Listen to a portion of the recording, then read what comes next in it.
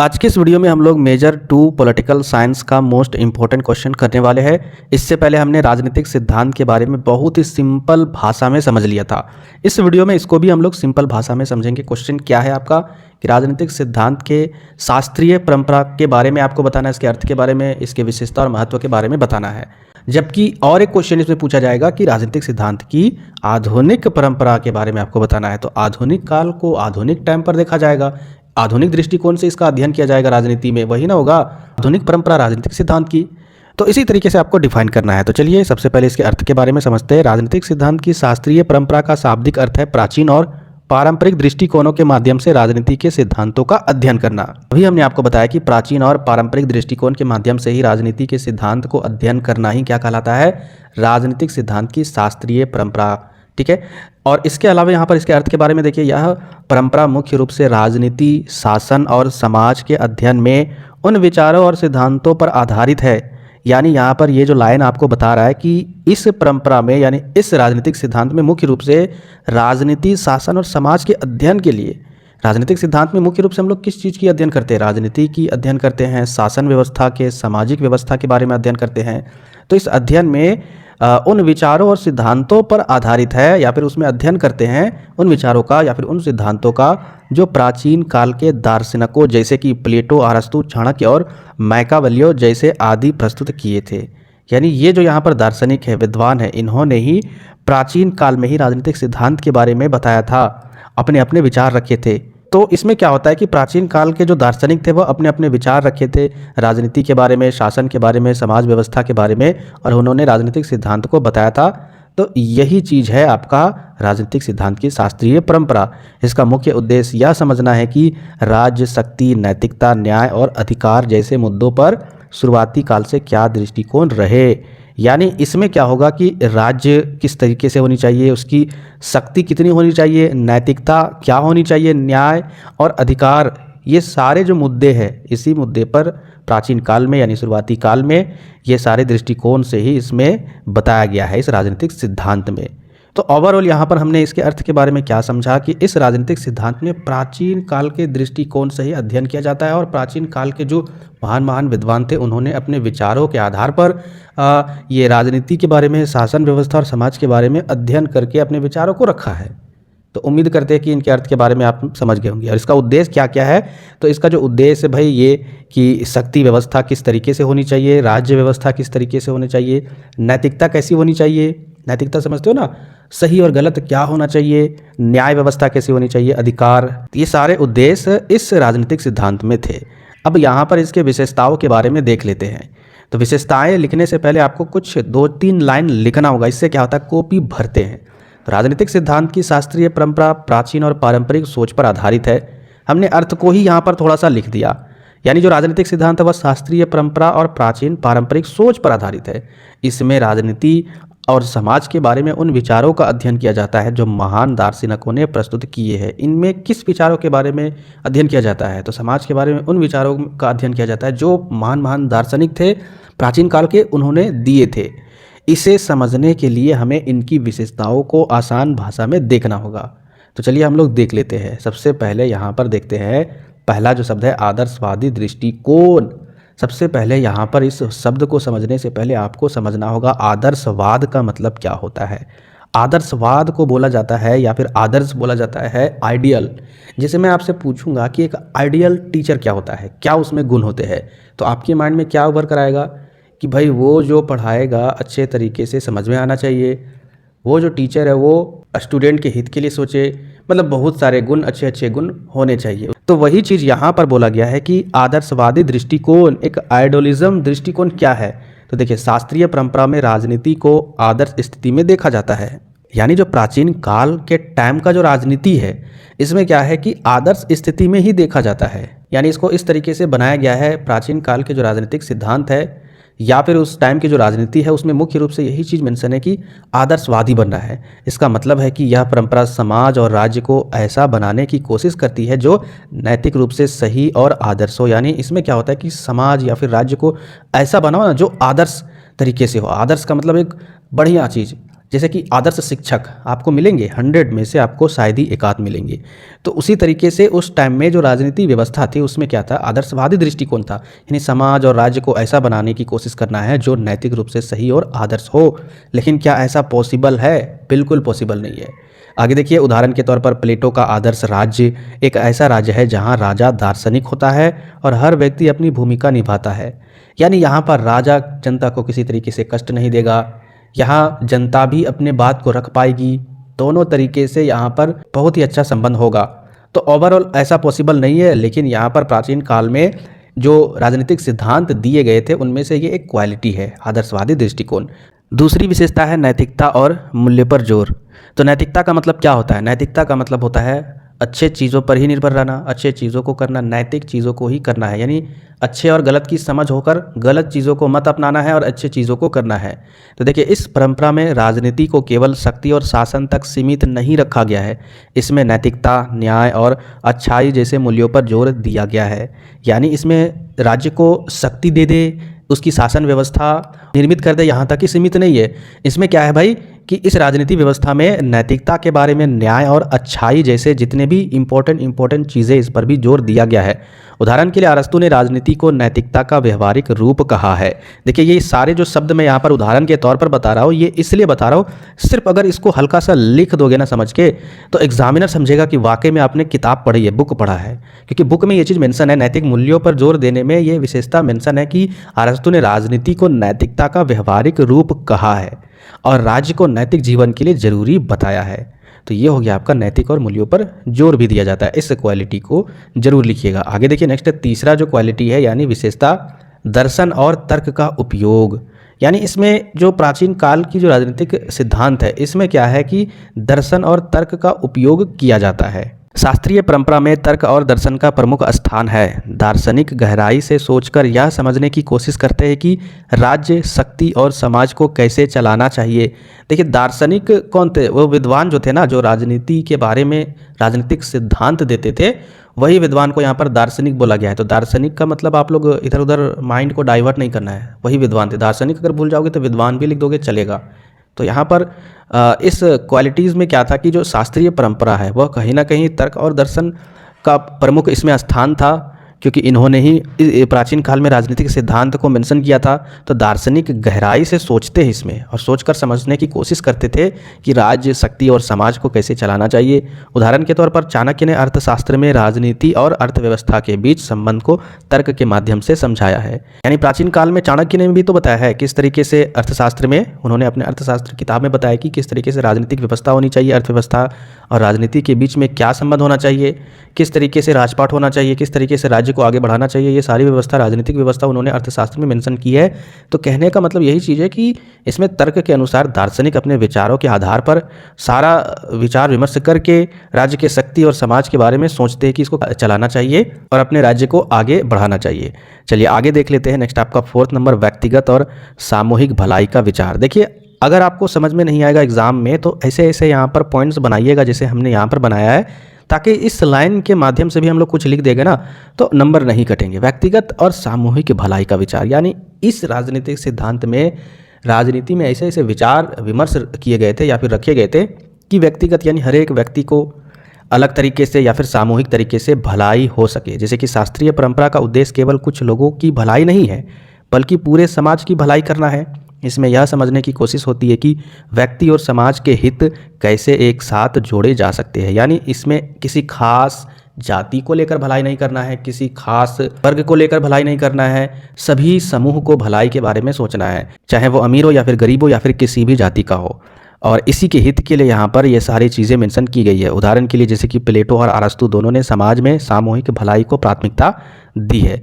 इसके बाद नेक्स्ट विशेषता हम लोग देख लेते हैं 5 नंबर, राज्य की महत्वपूर्ण भूमिका। राज्य की महत्वपूर्ण भूमिका भी इसमें शामिल है। यानी शास्त्रीय दार्शनिकों ने राज्य को समाज का सबसे महत्वपूर्ण अंग माना है। शास्त्रीय दार्शनिकों ने क्या किया है, राज्य को समाज के लिए एक सबसे महत्वपूर्ण अंग माना है। राज्य का मतलब क्या होता है? राज्य का मतलब एक राष्ट्र होता है, एक देश होता है, स्टेट मत समझिएगा।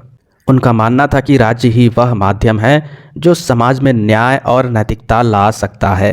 अब इसका देखिए उदाहरण, अरस्तु ने कहा है कि मनुष्य स्वभाव से एक राजनीतिक प्राणी है। यानी एक राजनीतिक प्राणी है, वाकई में राजनीतिक प्राणी है। आप गांव में रहते हो, क्या बिना राजनीति के आप रह सकते हो? राजनीति का मतलब क्या होता है? एक दूसरे से मिलकर रहते हो, एक दूसरे से हर एक चीज़ के बारे में सोचते हो, समझते हो, विचार विमर्श करते हो। तो राजनीति मतलब वही होता है कि अकेले अगर रह रहे हो तो वो राजनीति व्यवस्था में नहीं रह रहे हो। अगर आप एक से ज़्यादा जनसंख्या में रह रहे हो, सामाजिक तौर पर रह रहे हो, या फिर आप राज्य के स्तर पर रह रहे हो, उस जगह जो भी रह रहे हो वह राजनीतिक प्राणी कहलाएंगे। ठीक है, और यहाँ पर राज्य उसका एक कहीं ना कहीं अंग होगा। आगे देखिए नेक्स्ट आपका 6वां नंबर, व्यक्ति और समाज का संतुलन। यानी शास्त्रीय परंपरा जो है वह व्यक्ति और समाज के बीच में संतुलन पर जोर दिया गया है। इसमें यह माना गया है कि व्यक्ति का कल्याण तभी संभव है जब समाज और राज्य सही तरीके से कार्य करे। यानी इसमें क्या माना गया है कि व्यक्ति का कल्याण तभी संभव है जब समाज और राज्य सही तरीके से काम करेंगे। जैसे हम लोग क्या कहते हैं कि सरकार अच्छे से काम नहीं करती है, लेकिन वाकई में अगर समाज अच्छे तरीके से काम करना स्टार्ट कर दे तो सरकार भी सही तरीके से सही रास्ते में सही लाइन में आ जाएगी। दोनों का संतुलन बनना बहुत ज़रूरी है। हम लोग एक पर्टिकुलर सरकार के पीछे भागते हैं, जबकि उसके चक्कर में हम लोग समाज में भी क्या करते हैं, बट जाते हैं या फिर लड़ाई झगड़े दंगे फसाद करते हैं। तो ये संतुलन नहीं है एक समाज और राज्य के बीच में या फिर एक व्यक्ति के बीच में। हमें संतुलन बना कर रखना है। ये कौन सिखाती है? प्राचीन काल की जो राजनीतिक सिद्धांत थी, शास्त्रीय परंपरा, वही हमें ये चीज़ सिखाती है। जैसे उदाहरण के तौर पर यहाँ पर चाणक्य ने भी राज्य की स्थिरता और नागरिकों की भलाई पर ध्यान केंद्रित किया है। चाणक्य ने भी तो वहाँ के जो धनानंद राजा थे, मूर्ख राजा जो था, तो उसको हटाने के लिए क्यों सोचा? ताकि जनता की भलाई हो। तो यहाँ पर राजा जनता के लिए सोच रहा है, तो उसी तरीके से राजा भी ऐसा होना चाहिए। राज्य भी सोचे जनता के लिए और जनता समाज भी सोचे कि हमारा कैसे कल्याण हो, हम क्या करें जिससे किसी भी व्यक्ति को नुकसान ना हो। आगे देखिए 7 पॉइंट पर आदर्श नेतृत्व पर जोर। आदर्श के बारे में शुरू पॉइंट पर मैंने बताया था, उसी तरीके से यहाँ भी मेंशन है, थोड़ा सा अलग है। शास्त्रीय दार्शनिकों ने आदर्श नेतृत्व के विचार को बहुत महत्व दिया है। आइडोलिज्म, आदर्शवाद, एक ऐसा समाज की कल्पना करना जिसमें जनता भी अच्छे चीज़ों के बारे में सोचे और राज्य भी जनता के हित के लिए हो, तो वैसे चीज़ों को आदर्शवादी बोला जाता है। तो यहाँ पर शास्त्रीय दार्शनिकों ने आदर्श नेतृत्व के विचार को बहुत महत्व दिया है। यानी पुराने टाइम में जो दार्शनिक थे, विद्वान थे, उन्होंने इस शब्द को, इस विचार को बहुत ज़्यादा महत्व दिया है। उनका मानना था कि राज्य का शासक नैतिक, ज्ञानवान और सक्षम होना चाहिए। और इस चीज़ को बढ़ावा देने के लिए जो प्राचीन काल के विद्वान थे, उनका मानना था कि राज्य का जो शासक है, जो राजा है, या जो भी राज्य को चलाएगा, वह नैतिक, ज्ञानवान और सक्षम होना चाहिए, अनपढ़, गंवार, जाहिल नहीं होना चाहिए। ये चीज़ प्राचीन काल के दार्शनिकों ने अपने विचारों में स्पष्ट बताया है। उदाहरण के लिए प्लेटो ने दार्शनिक राजा, यानी प्लेटो ने एक दार्शनिक राजा के विचार को दिया है जो ज्ञान और नैतिकता के आधार पर शासन करता है। यानी इन्होंने बताया, प्लेटो ने, किस तरीके से एक राज्य में दार्शनिक राजा क्या क्या चीज़ों को अपनाकर अपने राज्य को कुशल और सही तरीके से चला सके। आगे देखिए 8 नंबर, स्थायित्व और दीर्घकालिकता। तो इस शास्त्रीय परंपरा में उन विचारों को प्रस्तुत किया गया है जो लंबे समय तक समाज को मार्गदर्शन दे सके। यानी यहाँ पर दीर्घकालिकता की बात कही गई है, तो इसमें ऐसे ऐसे विचार को भी डाला गया है जो लंबे समय तक समाज को रास्ता दिखा सके। यह परंपरा समाज की स्थिरता और दीर्घकालिकता की भलाई पर ध्यान देती है। यानी इसमें क्या है कि समाज को आगे बढ़ाने के लिए लंबे समय तक जो भी हो सके उन सभी विचारों को यहाँ पर डाला गया है। उदाहरण के तौर पर मैकियावेली ने द प्रिंस में राज्य की सुरक्षा और स्थिरता के लिए व्यवहारिक उपाय सुझाव दिए। यानी इनके द्वारा जो लिखित रचना है द प्रिंस, इसमें उन्होंने बताया है कि राज्य की सुरक्षा, स्थिरता, व्यवहारिक उपाय ये किस तरीके से होनी चाहिए, इन्होंने सुझाव दी है। तो यह इस क्वालिटी को दर्शाता है। आगे हम लोग समझते हैं नेक्स्ट आपका 9 नंबर, शिक्षा और ज्ञान पर जोर। ये भय चाहे वो प्राचीन हो या फिर आधुनिक हो, दोनों में आपको विशेषता में ये चीज़ मेंशन करना हर हाल में है, ये पॉइंट। तो शास्त्रीय परंपरा में शिक्षा और ज्ञान को सबसे महत्वपूर्ण माना गया है।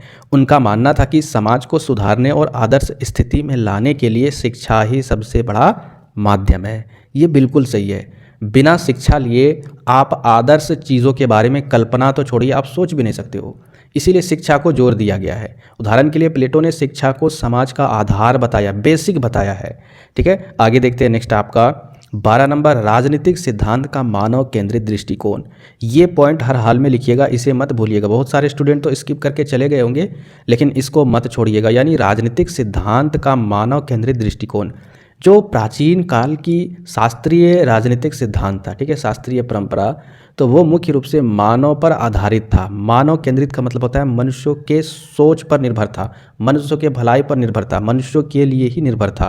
तो इस परंपरा में मनुष्य को राजनीति का केंद्र माना गया है। राज्य और समाज का उद्देश्य मनुष्य के जीवन को बेहतर बनाना है। यानी यहाँ पर मनुष्य को देखकर, उसको समझकर उसके बेहतर के लिए क्या हो, इस आधार पर राजनीतिक सिद्धांत को इसमें मेंशन किया गया है। उदाहरण के लिए अरस्तू ने मनुष्य को राजनीतिक प्राणी बताया है और राज्य को उसकी प्रकृति के अनुसार जरूरी माना है। चलिए आगे समझते हैं। नेक्स्ट आपका 13 नंबर, आधुनिकता की कमी। आधुनिकता की कमी अगर लिखिएगा इस पॉइंट को, तो इसी में इसका आंसर है कि भाई ये जो है ना वो प्राचीन काल की राजनीतिक सिद्धांत है। यानी इसमें प्राचीन काल की राजनीति व्यवस्था, समाज, न्याय वगैरह चीज़ों के बारे में बात की गई है, आधुनिक के बारे में मेंशन नहीं है। तो ये भी लिख दोगे चलेगा। तो इसमें क्या लिखना है, शास्त्रीय परंपरा में उस समय के समाज राज्य के संदर्भ को अधिक महत्व दिया गया है। यानी इसमें क्या है, उस समय यानी किस समय, प्राचीन काल के जो समाज है या फिर राज्य व्यवस्था है उसके संदर्भ को अधिक महत्व दिया गया है। इसमें आधुनिक युग की चुनौतियों और जटिलताओं का ध्यान नहीं रखा गया है। यानी अभी की जो राजनीतिक व्यवस्था है इसमें अधिकतर अगर देखा जाए तो किस दृष्टि से है, तो यहाँ की अर्थव्यवस्था की दृष्टि से है, यहाँ रोजगार की दृष्टि से। मैं आपको उदाहरण के तौर पर समझाना चाहता हूँ, लेकिन क्या पहले के टाइम में ऐसा था? बिल्कुल भी नहीं था। तो वही चीज़ यहाँ पर बताया गया है कि आधुनिकता की कमी है। अब यहाँ पर हम लोग समझते हैं राजनीतिक सिद्धांत की शास्त्रीय परंपरा का महत्व, यानी इसका क्या इम्पोर्टेंस है। तो पहला यहाँ पर देखिए, राजनीति की आधारशिला। यानी शास्त्रीय परंपरा ने राजनीति और समाज के अध्ययन की नींव रखी है। यानी जो प्राचीन काल की जो परंपरा है, शास्त्रीय परंपरा है, इसमें राजनीति और समाज के अध्ययन की नींव रखी है। ये आधार किसने दिया है? शास्त्रीय परंपरा ने ही दिया है। यह हमें बताती है कि राज्य, शक्ति और समाज का निर्माण क्यों और कैसे हुआ। सही बात है, कहीं ना कहीं आधार और बेसिक चीज़ इन्होंने ही जानकारी दी है। आधुनिक राजनीति हमें जानकारी नहीं दी है, प्राचीन काल के टाइम में ही हमें जानकारी मिला है कि समाज का अध्ययन कैसे करना चाहिए, और साथ ही साथ राज्य, शक्ति और समाज का निर्माण क्यों हुआ है, कैसे होना चाहिए, किस तरीके से होना चाहिए, वो सारा जानकारी हमें इन्होंने ही दी है। इसीलिए यहाँ पर इस महत्व को यहाँ पर रखा गया है कि राजनीति की आधारशिला, यानी आधार के बारे में हमें ये बताता है, या इसका इंपॉर्टेंस है। उदाहरण के तौर पर प्लेटो और अरस्तू के विचार आज भी राजनीति के सिद्धांतों को समझने में मदद करते हैं। यानी ये जो है, इनके द्वारा जो भी राजनीतिक सिद्धांत दिए गए वो प्राचीन है, लेकिन आज भी इम्पोर्टेंट है हमारे लाइफ में या हमारे राज्य व्यवस्था के राजनीतिक व्यवस्था में। आगे देखते हैं। नेक्स्ट दूसरा नंबर, न्याय और नैतिकता पर जोर। पहले की जो राजनीतिक व्यवस्था थी उसमें न्याय और नैतिकता पर ज़्यादा जोर दिया जाता था। तो यह परंपरा राजनीतिक में न्याय और नैतिकता के महत्व को समझाती है। इससे पता चलता है कि शासन केवल शक्ति का खेल नहीं है, बल्कि इसमें नैतिक मूल्यों पर भी ध्यान रखना जरूरी है। यानी किसी एक सरकार को शक्ति दे दिया जाए और वो जनता के भलाई या फिर हित के बारे में ना सोचे, नैतिक मूल्यों, नैतिक विचारों को अपने अंदर ना डाले, तो वो नहीं है प्राचीन काल की राजनीतिक व्यवस्था, उसका इंपॉर्टेंस ही नहीं है। तो इसका महत्व न्याय और नैतिकता पर जोर देना भी है। उदाहरण के लिए अरस्तू ने राजनीति को न्याय का व्यवहारिक रूप कहा है। आगे समझते हैं। नेक्स्ट आपका तीसरा पॉइंट्स, आदर्श समाज का मॉडल। आदर्श समाज, ये भी इंपॉर्टेंट है इसके महत्व में कि भाई एक ऐसा समाज होना चाहिए, आपको ऐसा मॉडल तैयार करो इस राजनीति व्यवस्था में कि समाज आदर्शवाद हो। यानी समाज में सब एक दूसरे के हित के बारे में सोचे, उसमें जो भी राज्य व्यवस्था हो, शासन कर रहा हो, वो जनता के हित के बारे में सोचे। तो भाई चीज़ यहाँ पर मेंशन है, शास्त्रीय परंपरा ने आदर्श समाज और राज्य के मॉडल प्रस्तुत किए हैं। ये मॉडल समाज में शांति और स्थिरता बनाए रखने में सहायक हो सकते हैं। उदाहरण के लिए प्लेटो का आदर्श राज्य एक नैतिक और न्यायपूर्ण समाज की परिकल्पना देता है। लेकिन वाकई में मानिए ये लागू करना पॉसिबल तो है, लेकिन इसको निभाना पॉसिबल नहीं है। क्या ऐसा कोई समाज है? प्राचीन काल से देखिए, एक से एक निरंकुश राजा है जो जनता के हित के बारे में ज़िंदगी में भी नहीं सोचते हैं। तो ऐसा पॉसिबल नहीं है। हालांकि किताबों में लिखी है कि ऐसी राजनीति व्यवस्था होनी चाहिए, तो वही चीज़ हम लोग पढ़ रहे हैं। फोर्थ नंबर, शिक्षा और नेतृत्व पर जोर देना, यानी शिक्षा को बढ़ावा देना, ये भी एक महत्व है प्राचीन काल की जो शास्त्रीय परंपरा राजनीतिक व्यवस्था है। तो शास्त्रीय परंपरा अच्छे नेतृत्व और शिक्षा की भूमिका को भी रेखांकित करती है, महत्व देता है। यह बताती है कि एक शिक्षित और नैतिक शासक ही समाज को सही दिशा में ले जा सकती है। उदाहरण के लिए प्लेटो ने दार्शनिक राजा के बारे में बताया, यानी शिक्षा वाला जो मैंने आपको उसमें विशेषता बताया ना, वही तरीके से यहाँ पर भी मेंशन कर दीजिएगा महत्व में। 5 नंबर देखते हैं व्यक्ति और समाज के बीच में संतुलन।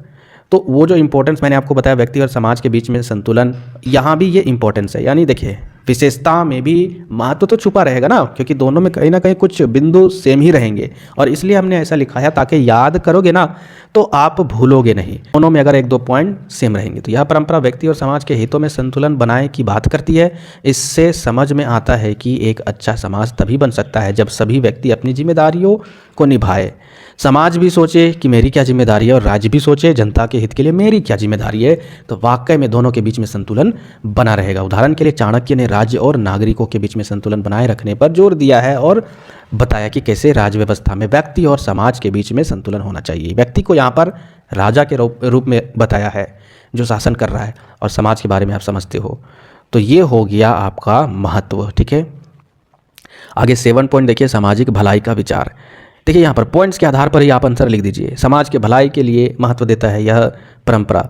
तो यहाँ पर देखते हैं क्या लिखा हुआ। यह परंपरा राजनीति को केवल सत्ता प्राप्ति का साधन नहीं माना है कि सत्ता मिल जाए, बल्कि इसे समाज का भलाई और सुधार का माध्यम भी मानती है।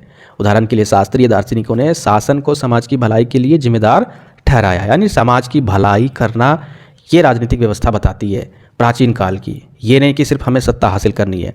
आगे देखिए 8 नंबर, दीर्घकालिक प्रभाव, यानी लंबे समय तक इस राजनीति व्यवस्था का प्रभाव है। वाकई में है, शास्त्रीय परंपरा के विचार आज भी प्रासंगिक है। ये हमें बताते हैं कि राज्य और समाज को कैसे चलाना चाहिए और नैतिकता का पालन कैसे करना चाहिए। प्राचीन काल की राजनीतिक व्यवस्था आधुनिक व्यवस्था में अगर नहीं रहे, वो सिद्धांत नहीं रहे, तो अभी के टाइम में बता रहे हैं ना, लोकतंत्र नाम की चीज़ ही नहीं रहेगी, सब बर्बाद हो जाएगा। तो इसलिए यहाँ पर दीर्घकालिक प्रभाव रखा गया है, यानी इसका प्रभाव आज भी है। आखिर में आपको निष्कर्ष में लिखना है, अपने से निष्कर्ष लिख सकते हो, चाहे इस चीज़ को भी लिख सकते हो, कोई दिक्कत नहीं है। निष्कर्ष आपके द्वारा सुझाव ही होते हैं। आपने ये क्वेश्चन के आंसर को लिखा, उसके बाद आप क्या सुझाव देना चाहते हो। तो राजनीतिक सिद्धांत की शास्त्रीय परंपरा ने हमें राजनीति के मूल सिद्धांतों को समझने का रास्ता दिखाया है। आज भी नैतिक, न्यायपूर्ण और आदर्श समाज की दिशा में सोचने के लिए प्रेरित करती है। देखिए अपनी भाषा में क्या लिखिएगा, आप इसे भी लिख सकते हो, ये भी सिंपल है, या फिर इतना लिख सकते हो कि राजनीतिक सिद्धांत की जो शास्त्रीय परंपरा है, इन्होंने हमें आदर्श समाज की कल्पना कैसी करनी चाहिए, राज्य व्यवस्था और व्यक्ति समाज के बीच में क्या संतुलन होनी चाहिए, और साथ ही साथ एक राज्य व्यवस्था में न्यायपूर्ण व्यवस्था कैसे लागू की जाए, वो सारी चीज़ों के बारे में जानकारी देती है और हमें प्रेरित करती है। अब यहाँ पर देखिए, इसको याद करने का तरीका क्या है।